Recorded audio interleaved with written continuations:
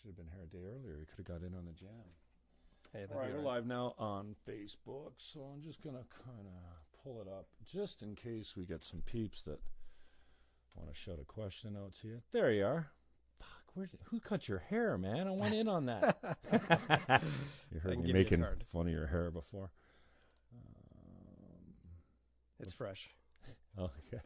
Mine's fresh, too. But 2 weeks ago, ain't fresh. You got, what do you got to cut every week or what? Every 3 weeks. We're getting real personal now. Yeah. All right, let's get the 610 off here. I don't listen to 610. It just happened to be on. All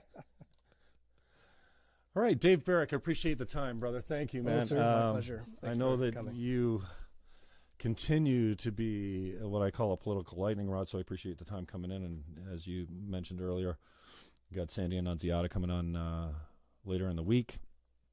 Jim Diodati in July. So, man, there's a lot of issues swirling around the region right now. And of course, the local media is just feasting on it. And, you know, I've been guilty of calling the local media out on, dude, what do you think no one wants to come to Niagara for? You guys keep printing all this garbage about pornographic images and like, hey, yeah.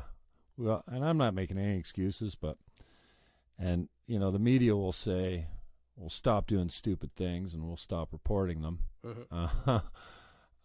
But it seems like on all sides, I mean, right down to Bill Sawchuk's removal and the seizure, and then somebody says under a hat, and it's just, wow. I mean, I couldn't look at local politics until a little while ago.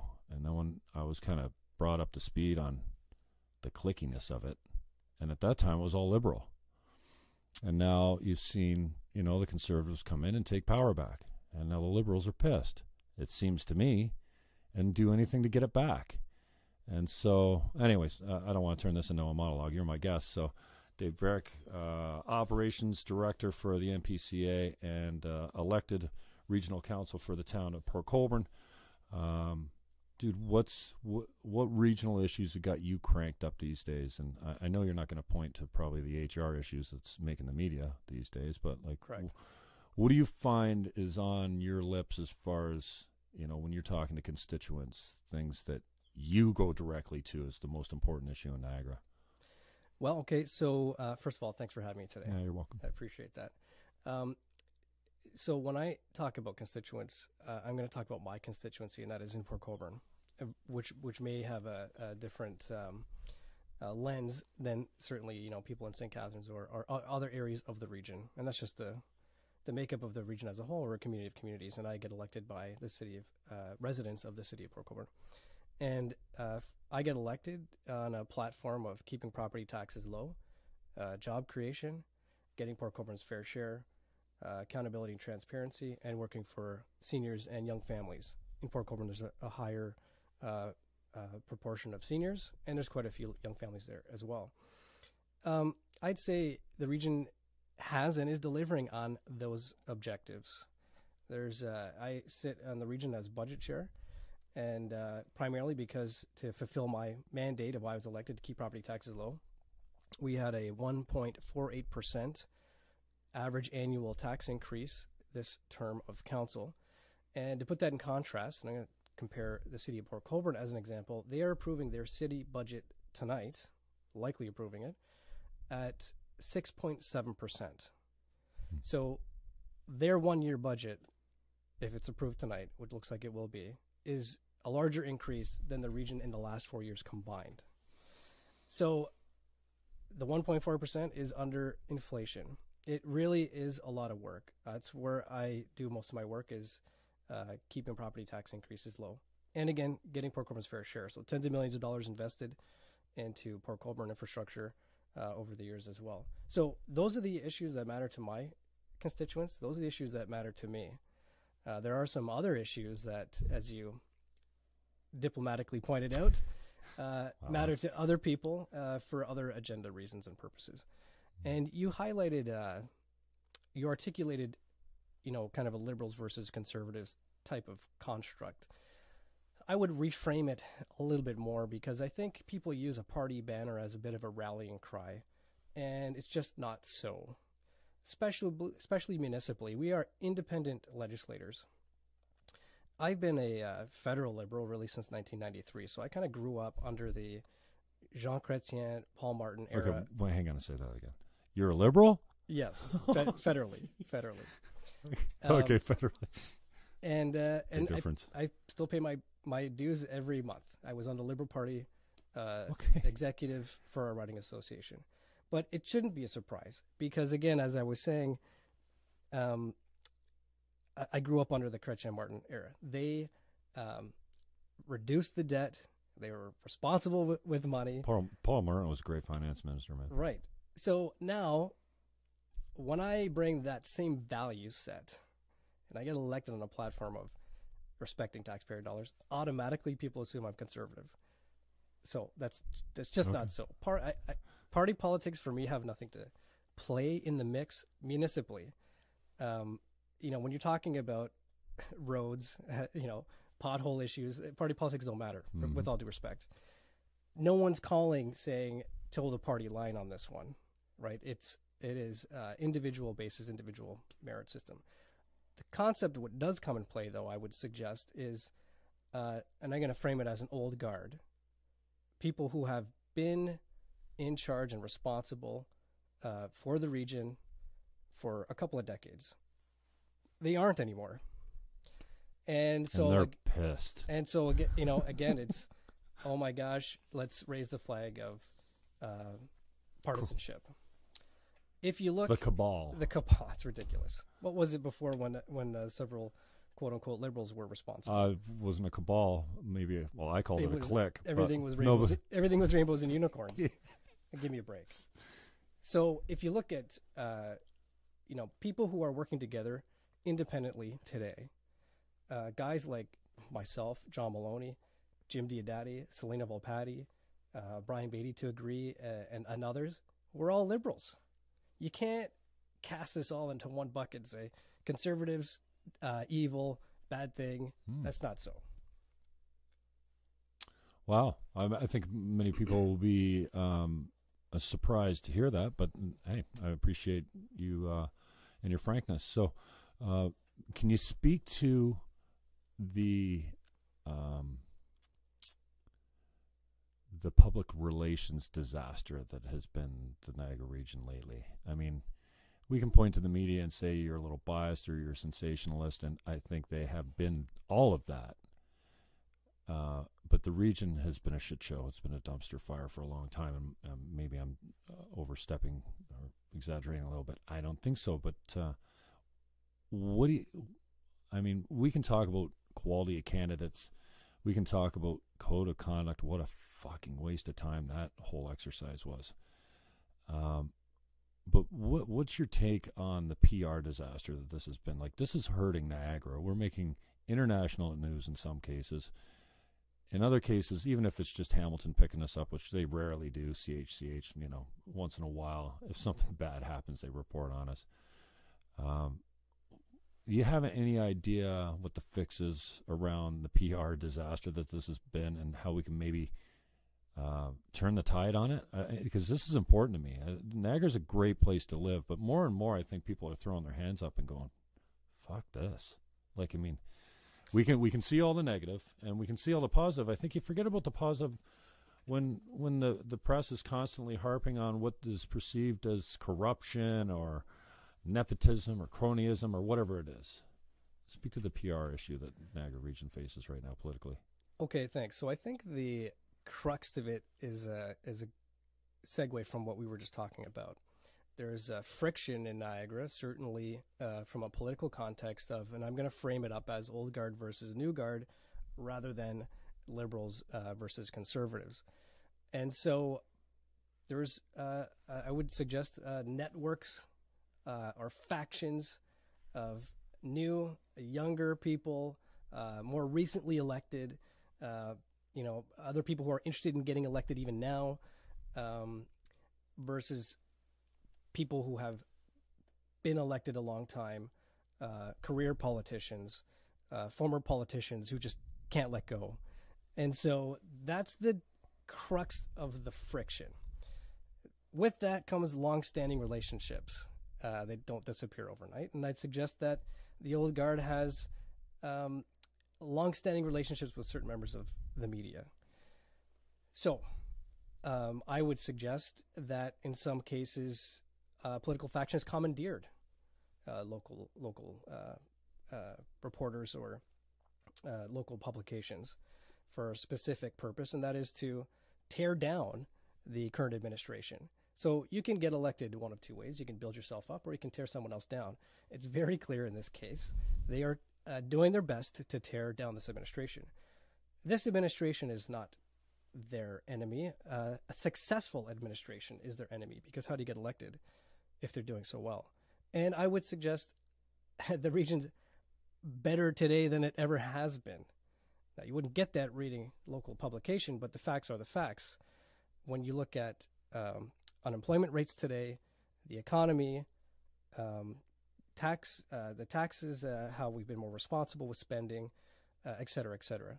I want you to look at code of conduct, navel gazing, integrity commissioner, those types of things, because it's designed to elicit an emotional response. The facts don't matter today like they used to. And those in the press and others with their own agendas, they know that. When you look at social media as well, we have social media, I guess we were all supposed to be netizens and the world was supposed to be equal and great. And you have misinformation and information side by side. So it's up to us more than ever to determine and figure out for ourselves which is which. So it is incumbent on us. We're diluted with all kinds of information, misinformation. And I know your initial question was about the PR thing. That is not going away. It's there by design. Certainly, it'll still be there until after the next provincial and municipal election. After that, we'll see. If a majority of the old guard candidates get in, it'll be rainbows and unicorns of the region all over again. If a majority of newer people want to continue a pathway of change, we're fixing a lot of problems that have been at the region for a long time. Burgoyne Bridge is a major problem. It's still under OPP investigation. There's been other distractions to try to get people to look away from Burgoyne Bridge. Well, we're the ones that started the value for money audit on that, forensic audit, put in the OPP's hands. We put in place other value for money audits to make sure that public tax dollars are being spent wisely. We've changed systems and processes. Recently, I think there was an article talking about some of the turnover in the region. There was more turnover under the previous administration, specifically when Harry Schlang was the CAO and Gary Burrows was the chair. I think he got rid of over 80 people and spent $4 million packaging people off. There was a greater turnover then than there is today. And you don't get that reading the local paper. Are you in favor of term limits? I know that's not probably something you can, you have to respect the Municipal Elections Act, but I mean, at any level, do you think the term limits is something that we should look into? Yeah, you spoke about career politicians, and I just think some of them have been there for so long and maybe effective, maybe great people, and then you just think, wow, it's just like rubber stamping these guys back into office, and I'm not sure the motivation and the enthusiasm is there that you might get from someone else coming in, taking their place. Well, yeah, so I think two things. One, I'm open to endorsing term limits. I have no problem with that. The bigger issue, though, for me is the career politicians, the ones that are basically full-time. So now I rely 100% on an income as a mayor, an MP, an MPP, where I'm considered a full-time politician. That's part of the problem. When people's incomes are solely 100% that they have to get elected to make a living, that's where you see issues arise in terms of saying and doing anything to get elected versus doing the right thing for the public that we serve. It's a little different on a part-time basis. People have, they're not getting elected because they need the income. You look at a councillor in Port Colborne, I think it's $10,000 a year or something like that. So it's a little bit different, I think. But term limits across the board, sure. How about referenda? Non-binding plebiscites, I mean, especially municipally, it's a very effective tool to gauge the pulse of the electorate with something that, isn't going to hold the politicians' feet to the fire as far as, following through on it. But at the same time, and I know Petrowski brought a resolution at least forward that said, I want to ask these questions on the next ballot, and it, I don't know, got shot down, maybe just because it was Andy Petrowski, or maybe it was just a wholly and completely bad idea. But I mean, I looked at it and went, yeah, hell yeah, I want to know what people think about this, that, and if it's even if it's only 5 questions, it's going to be extraordinarily insightful, I believe. Yeah, it's true. So let's play it out where they have done it, and this is a big global scale. But Brexit, as an example, was a referendum style, and you look at the other influences that come into play. So it makes a lot of sense if you can get proper factual information out to people. And a lot of our conversation so far is the challenges with misinformation. It's funny. There's a book called Weaponized Lies. I didn't make that term up, but that's what's out there. So they're designed to undermine. That's out there every day. So a plebiscite in the world we live in today, and you look at Brexit as an example, and some would use the Donald Trump being elected example of other influences that come into play to shape public opinion, so that they're not necessarily making properly factual, informed decisions. They can make any decision they want, but the assurance that I'd like to see is that the decisions are based on facts and information. And so the cases so far is that that's not the example. If you put something out there as a plebiscite, get ready for all kinds of misinformation being spread around. Now, that's our job as elected officials. It's not up to individual who's, whatever their day job happens to be, raising a family, to sit there and do their homework on every issue that comes forward. That's partly why we get elected. We're the ones that have to read the reports. We're the ones that have to weigh the facts and make informed decisions. So I don't know if that answers your question. Certain cases it might make sense, like directly electing a regional chair. And I think that was one of the items that Councillor Petrowski put forward at the time. At foregone conclusion now, the province has decided on their own. We're just going to do it. So that's one case in I'm not opposed to the direct election of the chair. I think there's problems with it, and there's pros and cons to both. I mean, but this is gonna turn into a huge election with a huge budget, and you're gonna have to have deep pockets to run for chair and win. I mean, you're not running from a little town. Well, maybe Fawn Hill. I don't know. maybe I don't know, but it just seems like you better have really connected friends and really deep pockets to run. What's the budget of a regional chair going to go for? I don't know, but so I think there's pros and cons to that. But what I hate about it is I'm tired of the province shoving things down our throat. This is what you're going to do, including the creation of the region. Would you support abolishing this governance body if we had a serious, stable plan to provide shared services and sharing group buying and, provide water and wastewater and garbage and all the things that, police and maybe even fire. I mean, there's so many things we could put under that umbrella of a service provider with a very, small board of directors that just basically rubber stamp things. Maybe, I don't know. Am I living in a dream world? Or I look at the region and I just feel like it seems like, and you could disagree with this and please tell me how I'm off, but I feel like the corruption is so deep, whether it's staff, whether it's hiring practices, whether it's nepotism, cronyism. I mean, they're carving up 10-kilometer pieces of roads into 10 contracts to give to their buddies. Like, I just don't see how you can make this a governance body with any integrity without just completely demolishing it. And I'm not sure. I toyed with a few of my friends who are political only because I won't let them not be. Like when they're with me, it just that's what's on my lips all the time. I asked you, like, what do you talk about? I'm constantly about politics, and I tweeted the other day. Do you think there's an appetite for a platform of a regional politician to say, I'm running on the platform that in 2 terms, my job won't exist. It'd be great running for chair to do that, but I mean. So if I can, here's the challenge with that. By the way, I'm not opposed to certainly having a discussion. It's a discussion that crops up more from people that live in St. Catharines versus, for example, people that may live in Port Colborne or smaller municipalities, right? Do you think the smaller people are less concerned about the region as a governance body than the bigger? Not smaller people, but smaller municipalities. Yeah, right. Part of the concern is that, quite frankly, St. Catharines will dominate. St. Catharines does dominate. So our voice won't get heard. And if you look at the Hamilton amalgamation, which occurred, Flamborough, Dundas, Aldershot, Stony Creek, etc., they all had the same concerns.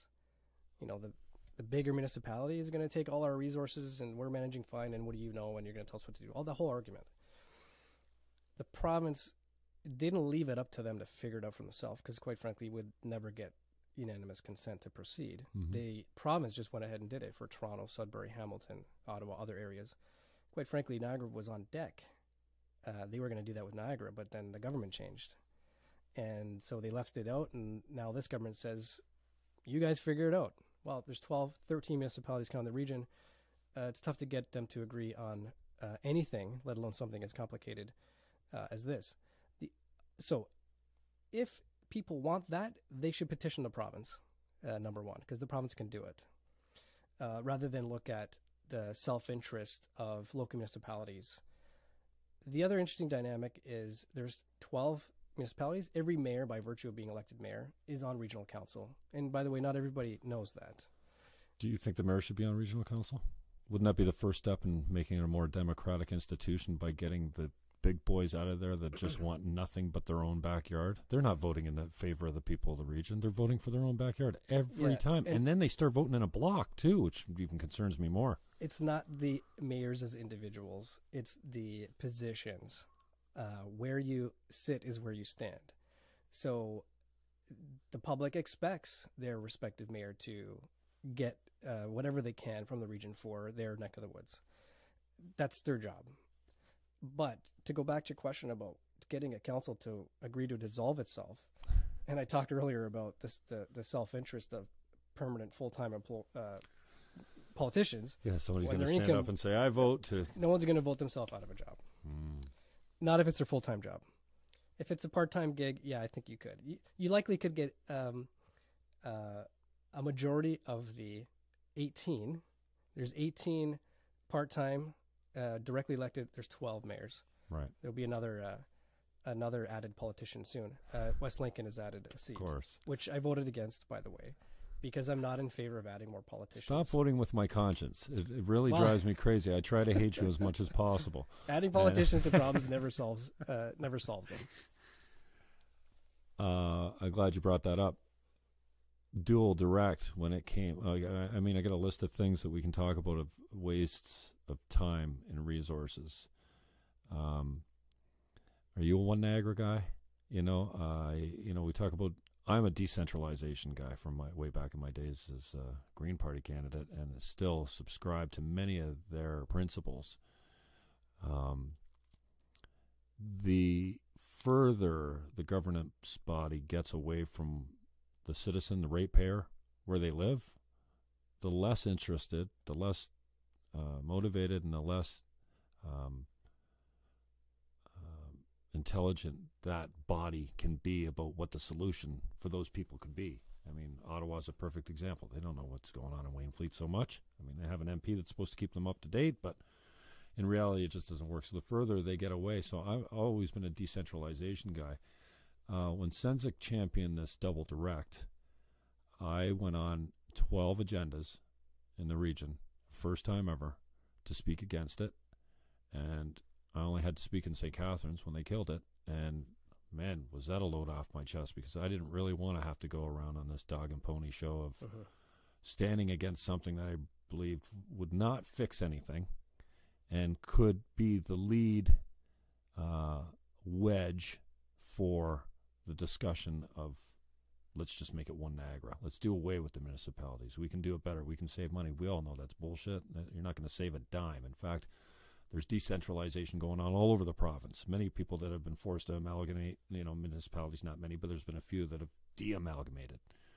So I don't remember specifically what your position was on the double direct when it came. You must have voted, it passed at the region, so it had a majority of support before it went back for the triple majority. But what's your take on, we're going to save all kinds of money, let's make it a one Niagara? Because I think it seems like a popular idea from the uneducated. Go, well, yeah, let's make it one Niagara, will be better. But I mean, if you look at the Go non-committal, there's many people standing up and saying, see, this is what we can do when we work together. Well, see, we were 12 municipalities working together with the region.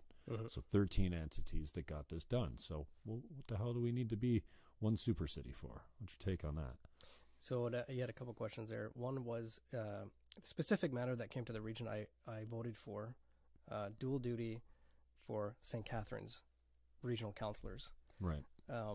I am a little more cautious at large, but I don't want to, if it's something that St. Catharines wants for their own governance, and that's how it was pitched, by the way. It was, look, it's not gonna make dual duty in Niagara Falls or Welland, or let's try it and see how it works. So I'm okay with moving the dial forward, see if you can get the triple majority and have the discussion. And as you know, the city of St. Catharines, who started the discussion, ended the discussion, which I would suggest might have been a bit of an irritant for other regional councillors at the time. So the issue with the dual duty model is you actually have it today in the mayors. We talked about that. The mayors are dual duty. The mayors, again, where you sit is where you stand, are by nature of the roles parochial. They have to be. Part-time regional councillors are directly elected to the region, can afford to have a more region-wide view. If you peg them down to, I would suggest a hyper-parochial model of, and because the conversation next was ward-based, which is even worse in terms of where's the interest of the region when you're talking about a specific neighborhood now that they're accountable to. It exacerbates the problem. A lot of it, I think, is, again, we can keep talking in circles amongst ourselves. It won't matter. It's the province's decision. So people are better off contacting their MPPs or contacting the provincial government if they want to see that kind of change, whether it's one region or 12 municipalities. I remember there was a study done back in the 90s, I believe, where they recommended 3 municipalities, like basically kind of along the riding boundaries today. There was the Niagara River one, the Welland Canal corridor, and then West Niagara. So there were options presented then, and it ended up being status quo. So there seems to be a lot of time and energy spent in looking at options and kicking it around and this and that, but we always end up with a status quo because it's the decision-making framework that is the core of the problem. The province has to make a decision. We will not, it's by design, we will not be able to have that consensus moving forward because where you sit is where you stand. You could look at following the riding association boundaries or even school board boundaries, because then it crosses local municipalities. And then the conversation of not having mayors on. Like, would you really be able to get local municipalities to agree that their mayor's not on regional council? Would you really get a mayor who's a regional councillor to vote that way? So it'd be a lot of work, a lot easier if the province took leadership and made a decision on it. What do you, and you can't say GE or Go, what do you point to as successes on this is your second term on regional council, right? Correct. So what are you confident to stand and say, hey, we delivered on this? So again, because there's so many people that say, what have you guys actually done? And we could say it in St. Catharines as well. And maybe we got a lot done in the last 2 terms because there was huge infrastructure projects and there were some immediately important things on the agendas. I don't know. The only thing that really raised my hair was this double direct thing. But what are you proud to say that you've accomplished at the region as far as, and, you talked about economic issues and jobs. And sure, you've heard this before, you're politicians, so our responsibility is to create a climate that business can flourish in. We don't create jobs at any level of government. Correct. And every election that comes out, it's jobs, jobs, jobs. Now, taxes, that's a different story in most cases. But we don't create jobs. We can only recruit and do what we can. But I'm interested as to, you got to hear it as well. I'm not an elected official, but you must hear, like, what have you guys done for us anyways? Like, what do you do to make your money over there, earn your money? Sure. I'm going to speak on behalf of regional results for Port Colborne. I'm not going to speak on behalf of the region as a whole. So number one, I anticipate leading into the next election, you're going to see a little more information being provided in terms of the record this term. Certainly we can't rely on local media to get the region's message out. So you'll likely see more of people's records getting into the next election. You mean like a voting record? Or what they've accomplished? The record, accomplishments. Okay. Kind of like a term report of factual results that have occurred. Part of it, again, as I highlighted, average tax increase, property tax increase of 1.48%, which is below inflation, and I would suggest below any other local municipality. The water, wastewater rates, waste management rates kept added around 1%. As well. And water bills and pocketbook issues are important, especially in a community like mine with young families and seniors. That's the primary reason why I got elected, and that's the primary deliverable that I have, and the results are that I did deliver on that. The job creation component, again, we don't create jobs, we facilitate. Our economic development office has been overhauled. We're working better together with local municipalities than ever before. Taxes are important. Development charges, industrial waiver on development charges, are important.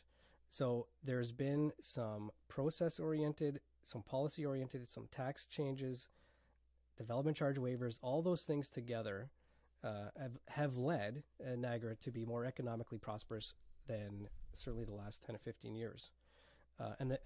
Don't take my word for it. Stats Canada take the record is what it is. Lower unemployment rate, higher growth in terms of permits and development.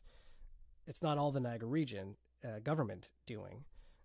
Obviously, global economy comes into play, the GTA corridor swinging down, currency exchange. There's other factors. But we're part of all those factors because we could have easily went the other way. Getting, for me, Port Colborne's fair share. For Port Colborne, I'd say the South End, generally speaking, has seen a slow erosion of services over time. So it's a different dynamic than maybe St. Catharines, if you can change lenses for a second. Service has been constantly taken away. A lot of them provincial health care, the hospital closure, urgent care, emergency room closures, threat of hospital closures, things like that. We've had our police station threatened to be taken away on a regular basis. So I sit on a police services board, and we can go there if you want to. But one of the first orders of business I had there was leave the Port Colborne police station alone. And so secured it for certainly this term of council. Ambulance shifts in Port Colborne were threatened to be taken away. So again, I just step in and remind people, look, you shut down our emergency room. And remember the commitment you made when you shut down the emergency room was commitment to increase the ambulance care. Well, some people forgot that. It's not all the same players a couple of years later. So to go in and remind them, no, you're not taking services away. Number one, stop the services from bleeding away. Stop the erosion of services. Number two, enhance services. So we've actually enhanced services. We've added more frontline officers when it comes to policing. We've added additional shifts in ambulance care when it comes to healthcare concerns. We've added housing stock, both rent geared to income supplements in Port Colborne and new constructed buildings in Port Colborne. Additional monies through grants that the region doesn't have to. They're not obliged or under jurisdiction to do, but we have grant programs, several grant programs to help and facilitate the local area. Over $400,000 into the Port Colborne Marina, over about $1 million into the city-owned infrastructure for Eastside water, wastewater development. And on top of that, the regional infrastructure improvements. Again, tens of millions of dollars into regional infrastructure improvements, water, wastewater, in Port Colborne. Again, those projects maybe don't sound sexy, okay? Water lines and wastewater lines.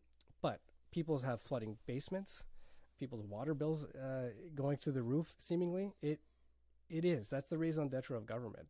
Yeah, it doesn't, catch headlines, it's not fireworks and events and other things, but it's the basic reason of why we exist. So let's do that and do that properly. I'm glad you touched on emergency services. In St. Catharines, 60% of our operating budget is fire and police. There's a lot of talk about this remuneration package that was for the chief forced out. Forced out is the media's term. I don't know. He had another term or an option on his contract. You guys didn't seem to want to pick it up as a board.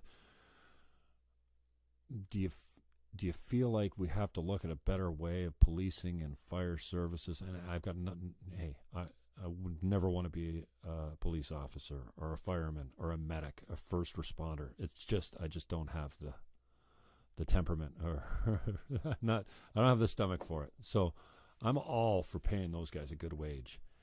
But when you look at a $110 million operating budget and 60% of it's fire and police, is that just the way it goes? Or do you feel like we need to take a look at, like, who's going to be the guy, the first community to say, you know what? No, you're not getting that pay raise. We'll pay you, in the States, they got volunteer services in some parts, and cops don't get paid nearly as much in the States as they do up here. I think they're, close to six figures for the most part, $100,000 job. Uh-huh. Not saying they're not worth it, but at what point is any community going to stand up and go, okay, we just can't afford this?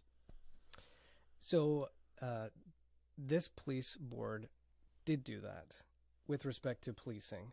So I'm not going to touch the fire service stuff, especially for St. Catharines, because I'm just not aware of what's happening in St. Catharines when it comes to their fire service. But I can speak to the police board and the police service. If you look again historically, because you can apply history moving forward, of the trajectory of where we've been and where we were going, if left unchecked, is a path of unsustainability. The police service budget was growing at a rate of 2 times, in some cases 3 times that of the Niagara region's budget. So it was outclipping significantly. It might have been about $80 million 10, 15 years ago to $145 million real quick. The bulk of that is salaries, which are pegged to union, association, collective bargaining, which is governed by the province through provincially legislated arbitration system. So you talk about the ability to pay. The ability to pay argument's been done over and over and over and over again with little to no success. Why? Because municipalities, police boards, they actually budget for kind of a worst case scenario. And when they go in and they say, we don't have an ability to pay, they say, aha, sure you do. You got it right here. You already have it in the bank. You already have it aside. So we'll take that. Thank you very much. Doesn't carry a lot of water, right? The ability to pay argument. Not with this current system. The region has acknowledged as a whole that the arbitration system is broken. And there's other political reasons for that. And I would say an alliance between this provincial government and public sector unions. So it's that way, and it's that way by design. Keep public sector unions happy so Liberal MPPs can get reelected. That's one of the core reasons. What they will tell you, because I've been to Queen's Park and I've talked to various ministers of labors, they say, figure it out amongst yourselves. That's their go-to answer. They're not interested in fixing the issue as it relates to the people that pay the bill. And that's you and me and homeowners and property taxpayers. So historical budget increases for the police board was in the 2003 to 2006 term was 30% that term. The term after was 18. The term after was 15. This term is 9%. So there's significant and real improvement, and I'd say much more sustainable today than previously, and the record says that. When you look at arbitrated settlements, they were always in the range of 3 to 4% year over year compounded. This arbitrated settlement is on average under 2%. So they're about 1.9% across the board. Again, if you look at the graph chart, it shows a downward trajectory like this. Part of why we were able to do that was while we did put some money aside, we didn't put the worst case scenario money aside, so that they couldn't say, "Oh, look, you already have it budgeted." And that's probably what they did before. They would raise their budget 5%. Arbitrated award will come in at 3.8%. Guess what they do with the change, the difference, the 1.2? They keep it. So I want to be more transparent about where people's money is going, and actually have credibility in the argument of we just don't have the ability to pay. So they couldn't point and say, yeah, sure, you've got it budgeted, because quite frankly, it wasn't clearly set aside in a pot of money. So now that the settlements come out, we can right the ship again, and that's why you've seen articles about this police deficit, because it was tied to an arbitrated strategy, which was successful, by the way. And so we did have some money in reserves. And if you look at the region's 2017 year end, we ended with a surplus inclusive of the police deficit.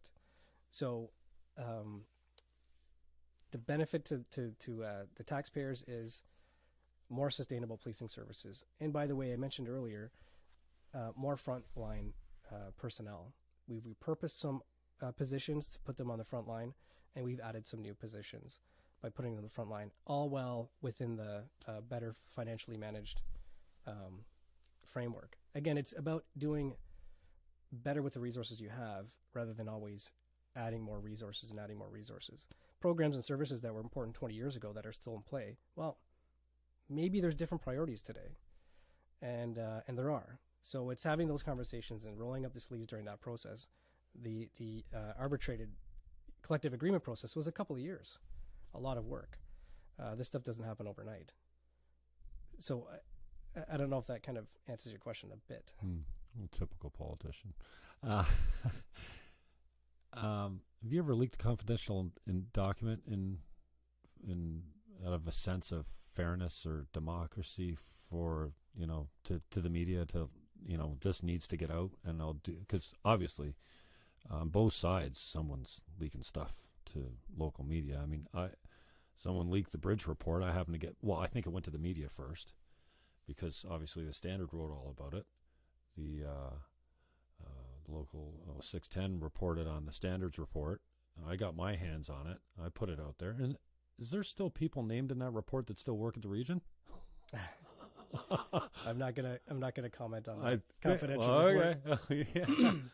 You ever leaked a confidential document thinking that this needs to get out there for the sake of the public? Well, let me put it this way. What I find interesting is the dual nature with which the whole conversation is viewed. Number one, you have some reporters who openly put in their publication, leak stuff to me. Yeah, I just saw it. Well, I'm not supposed to see the tweet because I'm blocked, but I swear I just saw a Granville Fush tweet saying, here's my email if you want to leak something confidentially. Correct. So here's how you do it. Give me the information. Here's how you do it. On the other hand, when he does get something, he tries to elicit a negative response from the people that they should be outraged that something was leaked. So you're encouraging it on the one hand, and then you're, so it suits for you if you get some information, but you're going to be quiet about this one or quiet about that. So it becomes very discretionary. So I don't think that's fair to the public necessarily. Everyone has a different sense of what's important for whom, but confidentiality is confidentiality, land, legal, labor, etc. So there will be more news coming forward about an integrity commissioner complaint being filed about this matter, and I'm happy to speak to you further when it comes out later. But it's not up to me to decide. It's confidential, but it's okay. It's innocuous. It's not going to hurt anybody. Blah blah blah. You times that by 32 counselors, and all of a sudden, you don't have anything that's confidential anymore. and I kind of suggest that's the case today. We have staff giving us verbal updates because they don't want to give us anything in writing, email, or hard copy because of what's going on. So the environment with respect to confidentiality at the region isn't very good today. I'd suggest that there's always been leaks. both local, municipally, and regionally. They've always been there. Maybe what's different is reporters actively getting it, putting it on the front page, bragging about how they get access to all kinds of information, and then on the other side trying to smear somebody else for leaking information. Until a judge drags you until you get dragged before a judge that says, name your leak. Didn't that just happen in Quebec? Getting the press to rat out on their confidential informants. What a great move that is. You spoke about reserves. 250 plus million in reserves? Correct. That's a fat reserve, man. What? I don't understand at all the economics of it. You're on the budget committee and have been at different levels. What the hell do we need $250 million in a rainy day fund? Well, I'm going to add to that. We have another 140 million or so deferred revenue. If you add reserves plus deferred revenue, it's over $400 million. There's a couple of reasons for that. One, and I've said it before, it's historical overtaxing. So you tax more than you need, and you generate these surpluses. Wait a second. Did you just say we're overtaxed in Niagara? Historically. Oh, okay. Regionally, historically. But certainly that's not the case today. Those reserves don't get built up overnight. Those reserves have been built up over a significant period of time, both partly by design, number one, and both partly because of possibly efficiency in operations that relate to surpluses. 250 sounds 100 million is a lot of money, but when you compare it to a $2 billion 10-year infrastructure gap, it's not a lot. A lot of that money is water, wastewater reserves, so it's off the water bill that you pay. It's overbilling. Versus some overbilling, yes, and historically for sure, but also partly by design. I mean, the region, and I think the city of St. Catharines, they added a capital levy on purpose. Because it's coming. We know it's coming. It's coming. Massive water issues, water, wastewater issues, infrastructure issues anyways. You look at, the region's plans for a new water, wastewater facility for South Niagara Falls because it's growing. That single project is over $100 million. One project. But you multiply the, over 10 years, the region's capital requirements, it's over two. So if you believe in those numbers, by the way, I've always been a critic of scrutinizing the capital budget, the 10-year plan on a go-forward basis. So even if you cut that number in half, it's still a significant challenge to be grappling with. So that's a lot in reserves, but but it's planned to be used and used properly, and it should offset future debenture payments, future tax increases, and things like that. But here's what I find interesting: the critics who weren't happy with what they thought was a perceived year-end deficit coming forward were criticizing the potential financial mismanagement of the region because they thought there was going to be a deficit. Turns out that it was a surplus, $900,000 surplus on the tax levy, by the way, which on $1 billion budget, it's pretty close. Regional staff have been given awards for accuracy in budgeting in the last couple of years. So when you take it as a whole, it's quite accurate budgeting to actuals. But when we became a surplus, the critics who thought it was a deficit, now what do? They change the channel and say, oh my gosh, now the surplus is a problem. The deficit's a problem. The surplus is a problem. Well, pick one. It's like the Groucho Marx line. If you don't like my principles, that's okay. I have others. There's no consistency in attacks from, by the way, sometimes same individual critic. I get they have their own agendas of maybe trying to get elected themselves, but be consistent and have a set of principles. So that reserve, I think you'll see every year we have discussion about how it gets spent. Right. And if people think that's a problem, then it's a good problem to have. Let's touch on the news hitting the paper. It's all over the media these days now about HR hiring practices. You've taken a few arrows on this one too, about taking a position that wasn't tendered or whatever, not openly competitive for, and now Carmen D'Angelo is kind of in the same boat. Leaks, candidate names leaked. Obviously, the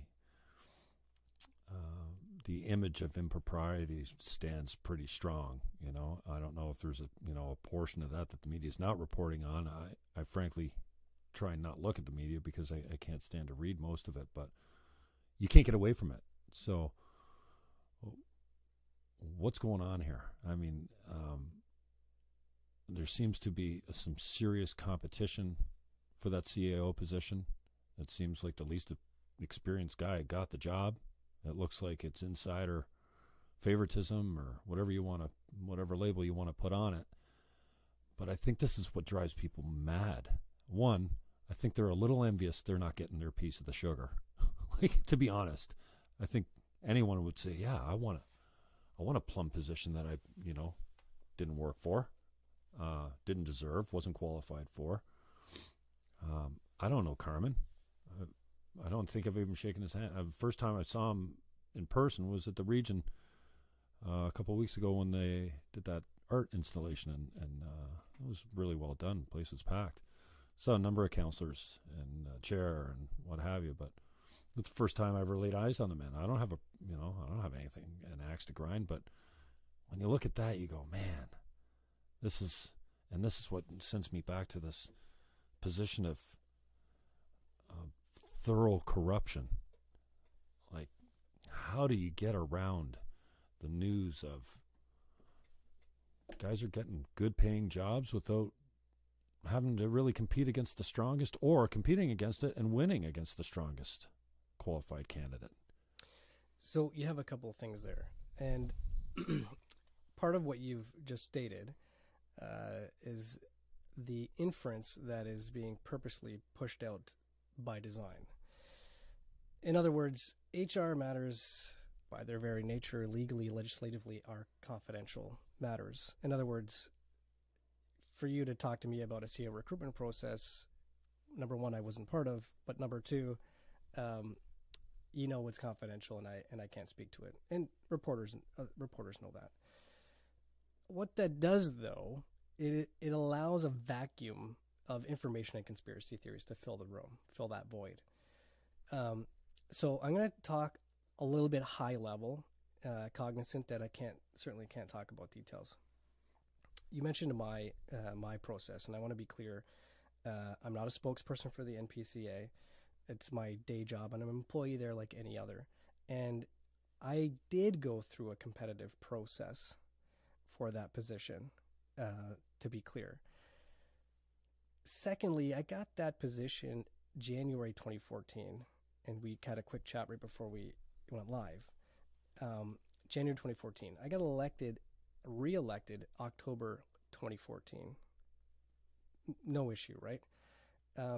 So what you're saying, if the electorate had a problem with how you got the job, they wouldn't have re-elected you to the post. People were trying to tie the two together at that time. And again, the public doesn't care about that. They care about how their taxes get spent. They care about service delivery. So there's other agendas that will, use. And by the way, it's very dangerous. And you're going to have to bring me back if I get off a tangent here for a second. When people criticize part-time politicians or anyone who's interested in coming into office for their day jobs, number one, I've always had a day job. I originally got elected in 2006. In that time period, about 12 years, I've been a sole proprietor, worked in the private sector, worked in the nonprofit sector, and worked in the public sector. And it's never been a problem, as it shouldn't be for anybody else, until recently. And I'd say because it's a height of a distraction. If people have an issue, not only with me but others, come after me on my record as a elected official, not my day job. And there's plenty of examples. Cindy Forrester was a nurse. Jim Bradley was a teacher. We have regional staff that are city councilors. We have regional staff that are school board trustees.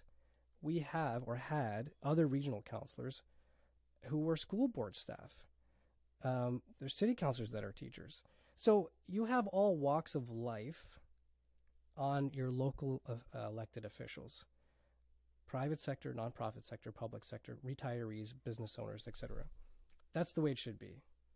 And so to try to tease out or isolate one and make it an exception is just not the case. So I think it's dangerous. I think it's an assault on democracy, quite frankly. When I talk to other people about considering running for local office, they say, why do I want to risk my day job for that? Or even business owners. Why do I want to risk losing customers for that? It's becoming an issue because critics aren't going after you for your record as an elected official. They're going after you for a day job in a public sector where they know you can't respond, or some other mechanism. And here's the degree with which it was going. Cindy Forrester, in her amendments to change the Conservation Authorities Act, one of her amendments stated that if somebody worked for a conservation authority and they ran for office, they'd have to give up their day job. Now, thankfully, that amendment didn't pass. It failed, like every one of her other amendments failed. But it's a dangerous road to go down when you start cherry picking who can actively participate in the local democratic process and who can't. So I'm going to kind of leave that there. The other aspect with respect to the hiring of Carmen as CAO, first of all, the guy's doing a phenomenal job. And for critics who have an issue with, I'm going to call it the administration, so the chair's office, the CAO perhaps, and others, come after the elected officials all day long. But to start going after the staff, it would be unacceptable last term or the term before that. In fact, it was unacceptable previous terms of council. I'm not sure why it's acceptable today, because now the attacks, we're used to it. I've got thick skin, come after me all you want, and people do. It's part of a healthy debate, I think, when we challenge each other on public matters, what we were elected to do. It's unhealthy when you start going after people when they can't respond, such as people in their day jobs, like Carmen, like Rob D'Amboise, like myself in my day job. So it's unfair to them, I think. There was a lot of rumor, innuendo, conspiracy theories published in the article that you referenced. There was a quasi-made-up kind of silly org chart thing that they put up there in the hard copy paper. What's the HR professional doing commenting on this at all? Well, again, look, this stuff is... It just seems like that would be the time for them to shut their mouth, but they just seem to be only too happy to comment. Yeah, so it doesn't help to the overall discussion. And look, there will be more discussion this Thursday at Regional Council. I have no doubt about that. You'd be going for an extension on that curfew for sure. But look, I mean, there was... I'm going to say it's public. David Oakes is the Deputy CEO for the City of St. Catharines. Many would say that was preordained months ago. In fact, that position was created... David, talk about trajectory. Was specifically boys have created a pretty for that good person. one. Well, look... Get me clear on this one, though, and we can go back to David if you want, but I mean, I can't... Maybe I don't understand it in reference to Carmen. Sits on the NPCA as a member of Hamilton. Takes a leave. Accepts a contract to create the terms of reference for the CAO's position. And then wins the CAO's position. You don't see a conflict there? Like, how can that not be a conflict? Just because he stepped off the board, do I have the story right? And then he gets elected CAO of the NPCA, and then hardly a lateral move over to the region. Like, do I have it wrong, or is that...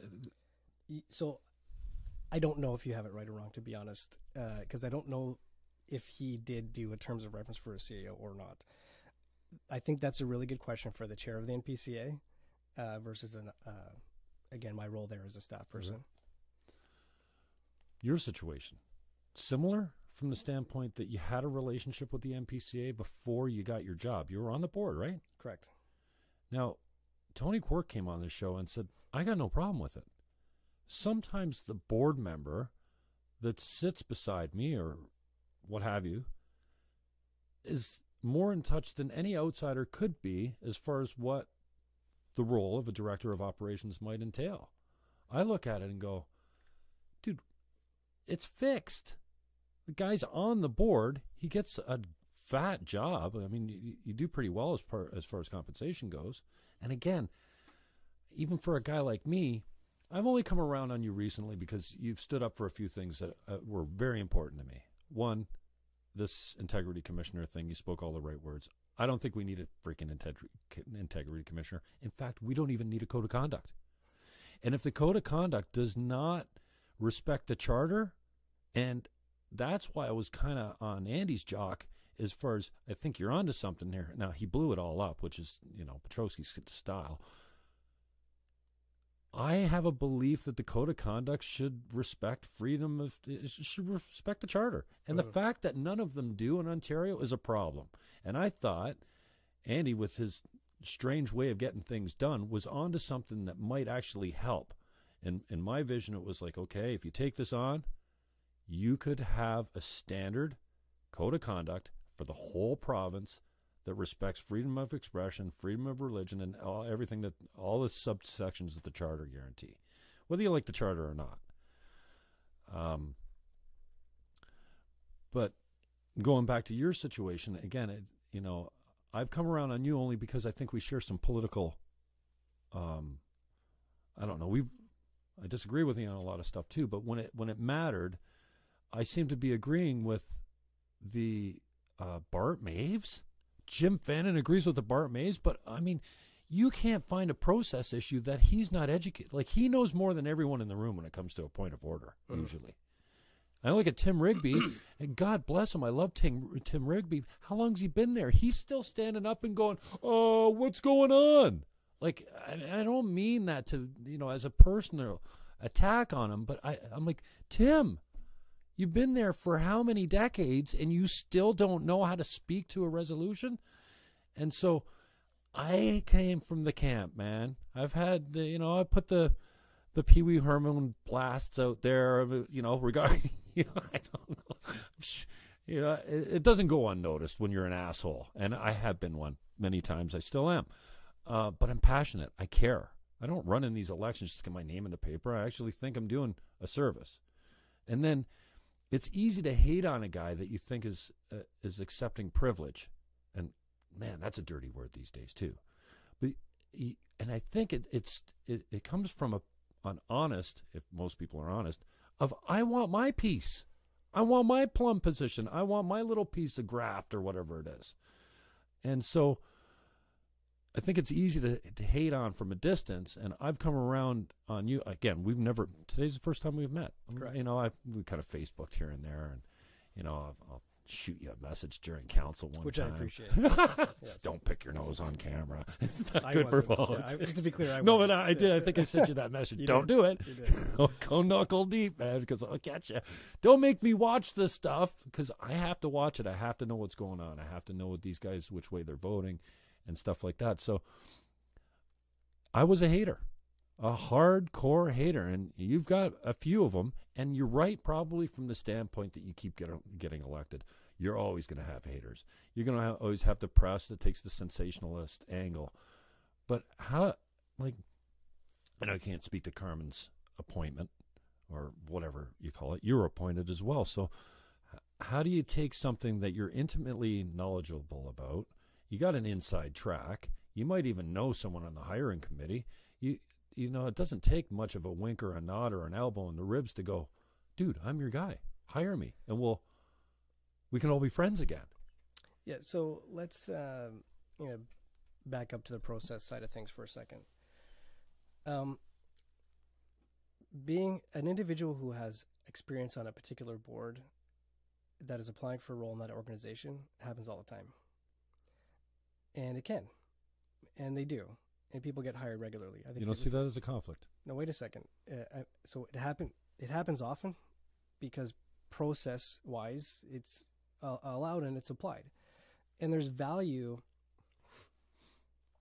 in the eye of the beholder if they think your experience on a board adds value to what may apply in the job within the organization versus someone who doesn't even know in this case, conservation authority is, what a watershed is, what restoration means. So to be clear, my background is degree is public administration. And so I have other examples of experience from a public administrative framework. I also have a private sector background with startups and commercial properties and et cetera. So number one, I followed, although there was no policy in place at the NPCA at the time, I followed best practice and best policy. By the way, there's a policy today on it, and the policy today I would have followed. I believe it was the former chair of the Hamilton Conservation Authority got elected to be their CAO. Selected to be their CAO. Wow. So it happens. Yeah, that blows my mind. Because that's not well, you can't discriminate. You can't say, Jim, you can't even apply to this job because you're on the board. There's no rule that says that. So what you should do, though, and what I did, is you take a leave of absence from the board when you make the application. If you don't get the job, you're back on the board. And because it's HR confidential matter, you really shouldn't be telling the public and the world, hey, I applied for this job, and then, I'm back on the board because I didn't get that job. Mm-hmm. But you do have that process that's in play. And so if you do get the job, you resign from the board. And that's what happened. In this case, the people responsible for hiring saw value in the experiences that I brought to the table, and I think everything that entails. So people may disagree, and they do, but that doesn't mean that there's anything wrong with the process. Well, I appreciate your comments on that. I don't know how it can't be a conflict of interest, and especially when whatever the code of conduct or whatever it is that you signed says you're not allowed to, by sitting on this board or sitting at this council, you're not allowed to receive any personal gratification, for lack of a better word, or any benefit from sitting here. And I used the example of the chair being hired as CEO. Well, that's a benefit, clear and present. So I'm not sure. And Tony made the same point. And this isn't my field of expertise. Certainly, I'm just talking about how the public looks at it and goes, "Hey, that's not cool. He's on the board. Then he gets hired at that's inside job, And so, and again, there's people that have their own agendas that fan that flame. There's no doubt. Mm-hmm. And I can tell you, I've had other offers around that time, and I've had other offers since then that would pull me away from the position that I'm in. The reason I took it, and the reason I'm still there now, is because of the my passion for public administration and working on behalf of the public and the taxpayer versus purely private sector, and the goal is make money. Mm-hmm. The goal in public administration is a little different, and it's service delivery on behalf of the public. So we made a lot of improvements in that organization, and that was one of the reasons that I was brought on. And part of it is making our parks profitable, putting them in the black. They were all being subsidized. They were all in the red. And so you see recently that the board, in their wisdom, has had the ability to have a 5% budget reduction. Well, you don't have that ability unless there's other things happening internally that allow those options to come to the table. So, again, people can agree and disagree with HR Pro, and this one, by the way, is about 5 years ago. And I would suggest the only reason people are talking about it is because of my other hat as an elected official. Again, regional employees who are city councilors, regional employees who are school board trustees, this is not uncommon. If you look across the province, other people who are other boards have gotten day jobs within those organizations. It may be a flashpoint and people fanning the flames on it, and I'm fine with the discussion on a high level. The issue is I can't get into detail about my day job because of the confidentiality of certainly the hiring process, number one, and the province's Information and Privacy Protection Act legislation exists for that type of thing. So, in other words, if we were to have a fulsome conversation about my whole resume, or someone else's, or Carmen's, there's privacy protection legislation. Mm-hmm. And the unfortunate part, again, is it allows other people to fill the void with conspiracy theories and things like that. Yeah. And again, I don't want to beat this to death, and I appreciate your take on it. I don't claim to have all the answers. In fact, I think that's a pretty dangerous stand to take, is like, yeah, that's my way or whatever. But I just, you talk about taking a leave. I still see the potential, in fact, the implied conflict of having a relationship and having the phone numbers of all your fellow board members and possibly the hiring committee and saying, dude, I stepped off. I've applied for the job. I'd really appreciate your support on this. That's, the backroom dealing that nobody wants to deal with. And most of the public, I think, would sit back and, whether it's a personal attack or going after somebody that's, obviously can't speak to it because of their employment, would look back and go, hey, that doesn't smell my stink test, or that doesn't pass my stink test, type of thing, So, whether or not you take time off the board, and I know Carmen did as well, and you did when you saw that position, but the reality is there's a relationship there, and there's the potential, or at least it looks like you certainly could be saying, hey, seatmate beside me, I want your support. I want this job. Make sure I get it. And for that guy to say, yeah, I work with you. I know you to be a decent guy. You certainly know the ins and outs of the job position. Yeah, I'll put you in that position and feel good about it, and not ever second guess their potential conflict when the public goes, oh yeah, that's a total conflict. Whether or not it happens on a regular basis or not. The CAO makes the hiring decisions, right? And so, there's a lot of inferences, and again, I suggest conspiracy theories and, the cabal type mystique that has been purposely created around this type of stuff. Mm-hmm. But, public administration is public administration. People can disagree all day long, and they do, but that doesn't mean there's something wrong with the process. And I'm going to keep repeating that because when people disagree, they attack the person. They make up conspiracy theories. There's nothing wrong with the process. The same process has been in play, for the last 40 years or more. So, trying to get to the crux of your question. Nobody was complaining when the appointees and all the jobs are going to the Liberals. Well, and that's when I started paying attention to local politics. All the people in power, all the staff members were all Liberal appointees or liberal hires or what have you. Talk to me a little bit about where did this change in, or maybe I'm off here, correct me if I am, the change in mandate for the NPCA become pro-business and not conservation? I mean, it's Niagara Peninsula Conservation Authority, not the Niagara Peninsula Pro-Development Authority. And we can talk about Thundering Waters and stuff like that, but so when did this switch, and where did that mandate come? Who put that in place? I'm going to give you the bureaucratic answer because I'm a staff person. Right. Okay. So we follow the legislation. However, individuals want to interpret it. Individuals can interpret it. We follow the legislation, and I would suggest you ask that question to the NPCA chair, who's coming later on. But he's very savvy as well. Oh, more so. More so. Yeah. He's a regular on a radio, so he'll be. And he runs his expenses right down to the taxpayer to drive to CFRB. That's snake. It's great publicity for Niagara. I agree completely. Do you know how much advertising costs on CFRB? No, I don't know the numbers, cannot believe, and I'm not a Sandy Annunziata honk. Far from it.